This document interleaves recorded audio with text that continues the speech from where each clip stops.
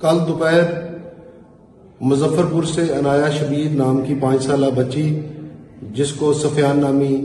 एक नौजवान ने अगवा कर लिया और बाद अज़ां टेलीफोन पर तावान की रकम मांगना शुरू कर दी, जिसको हमने आईटी असिस्टेंट से ट्रेस करके उसको हमने गिरफ्तार कर लिया है और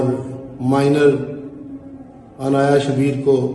रिकवर करके उसके वालिदैन के हवाले कर दिया। मेरी 1:30 बजे जो है ना अगवा हुई है, तो जरा जिन्हें अगवा किया ना वो 3 लाख रुपया तमाम मंगता है, तो करद्या बाकी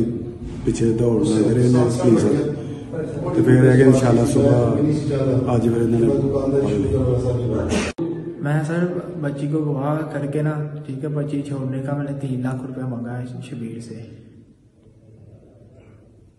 मेरी